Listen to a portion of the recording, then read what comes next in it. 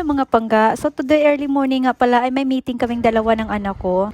So nag-text ako sa teacher niya, mga between 10 to 11 na siya makapasok sa school.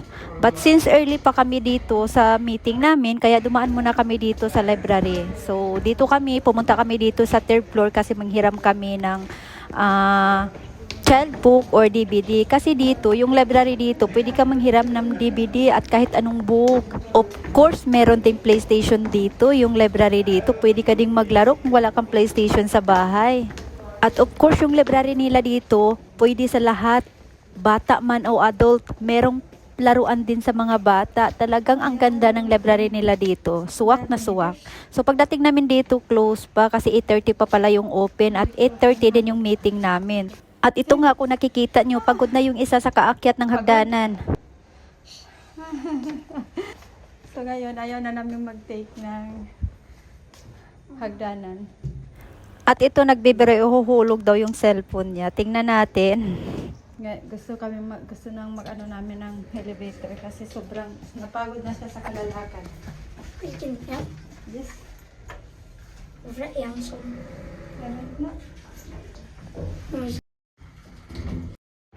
So since close pa yung third floor, so dito na lang kami sa first floor. So dito kami manghiram ng mga DVD.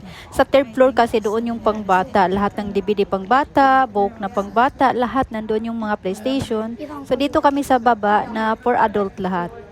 At ito nga, pagdating namin dito sa baba, nakita ng anak ko na close pa din. Kaya maraming tao dyan na naghihintay din. Kaya pupunta na lang kami sa meeting namin at doon na lang kami maghintay ng 20 minutes. At kung nakikita niyo yung labasan ng library, dalawang door yun. Sobrang laki ng library. At yung library nila dito, maraming security at may reception sila na may nagwo-work na mga security din. Ako daw magdala ng bago kasi masakit tayo yung likod niya. Ganon. Ganon yung mother. Yun yung isa.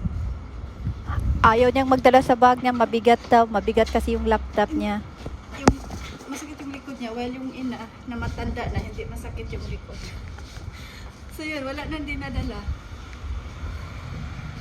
May bag pa akong isa. Oh my gulay. Ganon talaga tayong mga ina, di ba? So, that's life. May tatapon na sopa doon. Takan ng sambahin. Tapos sabi niya, dalhin daw namin. Panda. Sabi ko sana tinilagan. Wala na tulayin, lalagyan.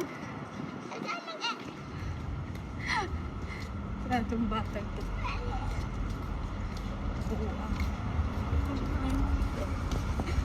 Do you understand what?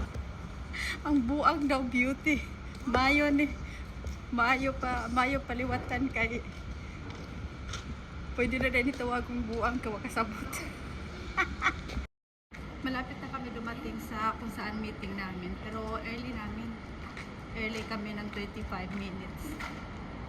So ngayon, mag-coffee muna kami doon.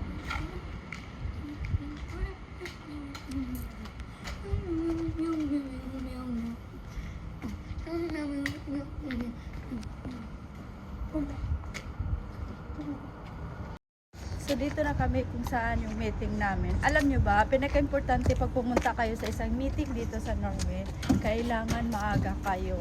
10 minutes before, 5 minutes before, that's good. Wag yung open kisame na yung door, wag yung liit kasi hindi yan uso dito. So ngayon nandito na kami sa loob. Ito po yung area. Ito po yung meeting area dito.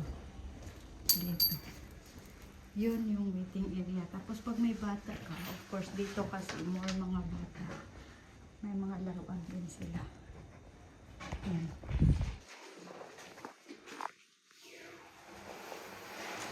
May mga laruan din sila. Tapos dito may mga information sa mga pamilya. Which is good. Magkukutan. May nakagdapan ko. Mamaya na. Kung nakikita nyo, sira na naman yung mukha ng anak ko kasi ayaw niya magpa-video. Thank you for watching mga pangga!